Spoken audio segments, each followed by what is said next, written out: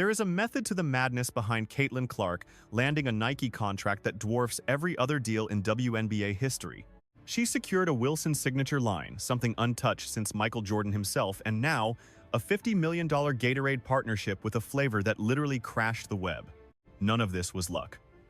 On the flip side, there is a brutal reason why Angel Reese's kicks are currently gathering dust in the clearance aisle. Reebok has gone radio silent on promoting them, and word on the street is that big-time sponsors are having serious second thoughts. Believe me, Reese's reaction to this drama is exactly what you'd predict, and it is pure comedy. So, who are you backing, Team Caitlin or Team Ree? Sound off in the comments. Look, Gatorade isn't new to this game. They have been banking on top-tier athletes for decades. They had MJ, they had King James, they had Serena, but in all those years, across all those legendary contracts, not a single product drop ever shut down their digital storefront. Then Caitlin Clark unleashed Rainberry, and the Gatorade servers practically melted down. Let's peel back the layers on what this contract actually means. We are talking about a $50 million package, placing it right at the summit of endorsement deals for any female athlete, sport notwithstanding. The price tag alone is headline material. But the real story here? It is how the deal is structured. Gatorade didn't just slap Clark's signature on a bottle of fruit punch and call it a day. They resurrected a flavor from her childhood, gave it a custom remix, and branded it entirely as hers. That is a whole different tier of investment. Picture the Rainberry rollout. Every single bottle was a masterclass in Clark's personal branding. The hue, the label, the vibe, everything screamed Caitlin. Rainberry wasn't some generic drink with a sticker on it. It was an instant pop culture phenomenon, and the market reacted at light speed. Minutes after going live, Gatorade's site buckled. Social media was flooded with fans posting screenshots of 404 error pages. Inventory vanished before most people could even refresh their browsers. Now, consider the gamble Gatorade took here. They have a deep bench of superstars. They didn't have to pull this trigger. They had choices.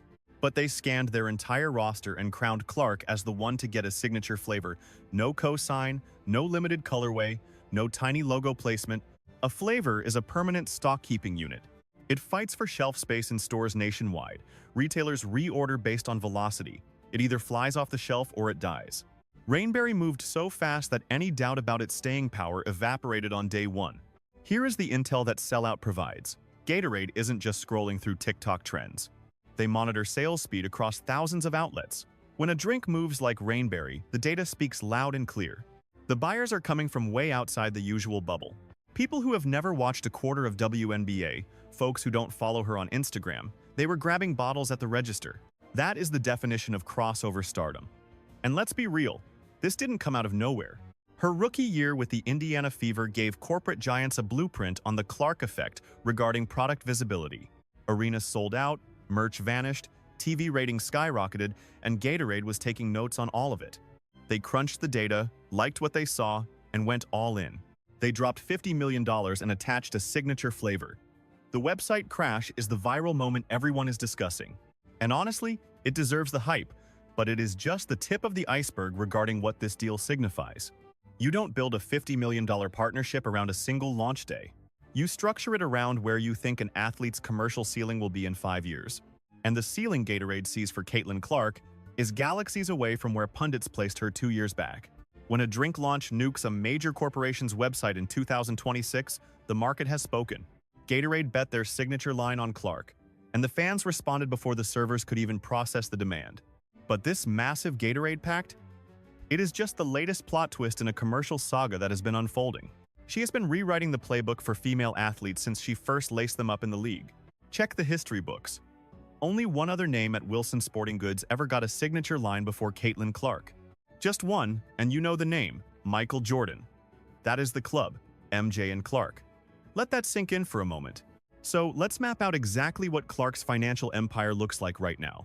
She is locked in with Nike on the biggest endorsement contract the WNBA has ever seen. She has State Farm in her corner, becoming the first female athlete they have ever signed in the brand's entire existence. She secured the legendary Wilson signature line and then signed a $50 million contract with Gatorade. Either one of those deals would be the headline of a lifetime for anyone else. Locking down all four of these powerhouses within a 24-month window creates a resume that is statistically unprecedented in women's athletics. We need to hit pause on the Wilson partnership specifically because the sheer gravity of that announcement got lost in the noise. Wilson simply does not hand out signature collections. That is not in their corporate DNA. This is a heritage brand, the titan of sporting goods, and they are notoriously stingy with who gets to have their name permanently stamped on a product. The last athlete to get this treatment before Clark was a guy named Michael Jordan. We aren't talking about a trendy star from yesterday. We're talking about the man who literally invented the modern concept of an athlete brand. And now, Clark sits at that same table. Not because of the hype machine, but because Wilson looked at the data and made the call. You have to grasp the weight of what a signature line actually represents. This isn't a flash-in-the-pan limited drop or a cute holiday special.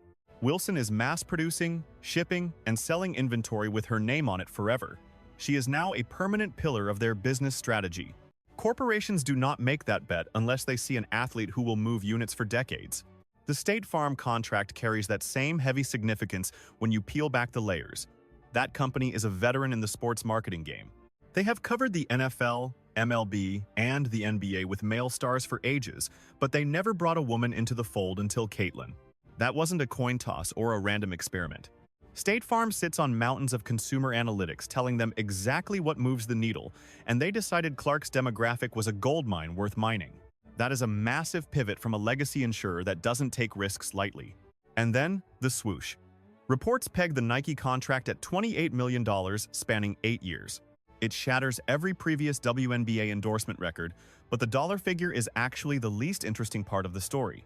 Her debut signature sneaker hits shelves in 2026, and remember, Nike builds entire kingdoms on these deals. The Jordan brand began as a single shoe and now prints over $1 billion annually.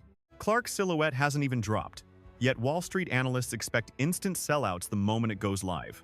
Gatorade, Wilson, State Farm, Nike, these aren't startups chasing a viral TikTok trend. These are the titans of American industry, and they all bet the house on Clark simultaneously. When giants move this quickly in unison, it is never just a reaction to a hot moment. They are staking their claim on the future. Clark isn't just a baller with a logo anymore. She is a walking economy, and Forbes took notes. When that publication assigns a dollar value to your name, the entire industry has no choice but to snap to attention. Forbes doesn't care who yells the loudest on Twitter or who trends for a day. They analyze cold, hard cash sponsorship equity, market penetration, and whether an athlete's face actually converts to sales in the real world. So when they crowned Caitlin Clark the most dominant female athlete on Earth, it wasn't flattery. It was a calculated fact. In the grand hierarchy of women in sports, she landed at number 4 overall. The 3 women ahead of her, Gail Benson, Amy Howe, Amy Montaigne, are all CEOs and owners. Meaning, amongst people who actually play the game, Clark is peerless, and the math confirms it. She pulled in $11.1 million in off-court revenue during her rookie campaign alone. That number is alien to the WNBA. Nobody else is even in the same zip code. Forbes tracks more than follower counts. They look at engagement quality, basically. Does this person make people buy things when a brand gets involved? They measure cultural crossover. Can this athlete drag casual audiences from outside the sport into the arena? Does she lift the financial tide for everyone? Clark ticks every single box, and the receipts are undeniably public. Now, here is the detail that set the internet on fire. Angel Reese, who spent 2 years positioning herself as Clark's fiscal equal and rival, was ghost not lower, not runner-up, just completely invisible on the list. And let's be real for a second. Reese is everywhere. She has the media hits, the Reebok deal, and social stats that make veterans weep. But fame and net worth are not synonyms, and Forbes only counts the value. If you connect the dots on Angel Reese's moves for the last 2 years, a vivid picture starts to form. Time and again, her sponsorship reveals dropped right on top of Clark's headlines, while her online chatter seemed unable to escape Caitlyn's orbit. The moment Clark teamed up with the LPGA, Reese suddenly broadcast her own tee time. A move that felt less like a newfound passion for the Lynx and more like a desperate play for attention. You can write off a single instance as chance, but a relentless 2-year crusade? That is a calculated tactic. And judging by her absence from the Forbes elite, it is a tactic that failed to spark any real financial fire. Then Sportico threw more fuel on the blaze, crowning Clark the absolute breadwinner of the entire WNBA. Remember, this girl is still cashing a standard rookie paycheck. It is certainly not her league wages vaulting her to that #1 spot. Her hustle outside the arena is generating such massive wealth that she eclipses every veteran in the game, no matter how big their contracts are. The economy is sending a message loud and clear. Corporate giants are cutting checks so large that her playing salary looks like pocket change, and while the Forbes and Sportico lists are technically just statistics, they are brutally honest facts that need no translation. Placed together, they reveal a chasm between Clark's financial ascent and Reese's path, a gap that is not only vast but widening by the day. For months, the retail world has been whispering this truth through sales figures, corporate choices, and viewer ratings.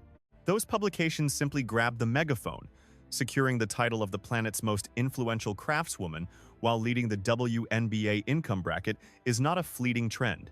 It is a cold, hard valuation of worth. The absence of her loudest adversary from those rankings is not accidental. It is a critical piece of evidence.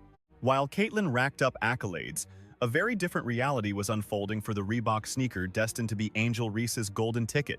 Launching a signature kick is meant to be a declaration of power. It is the instant a company stakes its reputation, shouting, "This is the icon we believe in." Well, Reese's Reebok collaboration has been sitting on shelves for quite some time. You can find it gathering dust in the bargain bins while the company says virtually nothing. And let's be real, that is not some stealth marketing tactic. That is a disaster you cannot sugarcoat. Remember, when they first inked the deal, the hype machine was deafening. It seemed calculated to rival Clark's Nike contract, a bold proclamation that Reebok had secured their own titan in women's basketball. This alliance was billed as the grand resurrection of the brand's influence in the female athletic sphere. They craved the spotlight and found it, but once the product dropped, the cash registers sang a melancholy tune. Months later, stock remains plentiful, and waiting lists are non-existent. Shoppers aren't scrambling to grab a pair. Instead, we are seeing red markdown tags popping up at the big box stores. In the sneaker game, that is the ultimate red flag, indicating that public interest fell woefully short of the projection. Stores never slash prices on a winner. They only mark down the dead weight they need to purge. Contrast that with Clark's upcoming Nike release, where experts are already predicting the inventory will vanish in minutes. The swoosh is constructing a massive promotional empire for a product that does not even have a launch day. Meanwhile, Reebok is quietly slashing prices on merchandise that refuses to move. The difference is stark, but the narrative gets even thornier for Reese. Companies investing in long-haul icons look beyond the receipt tape. They analyze public mood and calculate the danger of the association. They ask, what does this player represent? And does that vibe elevate or poison our standing with the people who buy our stuff? According to numerous insiders, big money backers have been getting cold feet regarding Reese for the last year. The recurring headache is the perceived hostility directed at Caitlin, a narrative fueled by a steady stream of questionable actions. Her digital footprint seems perpetually obsessed with her rival. Releasing sponsorship news immediately after Clark feels less like natural growth and more like a knee-jerk reaction. Her interviews spark plenty of drama, but they fail to build any genuine affection for the parties involved. Corporations are watching. They employ entire departments dedicated to scrutinizing these exact dynamics. And the data they are gathering on Reese is clearly causing them to hesitate. Reebok ghosting their own campaign is the ultimate proof. When a company launches a signature line and then hits the mute button, it is never just a scheduling conflict.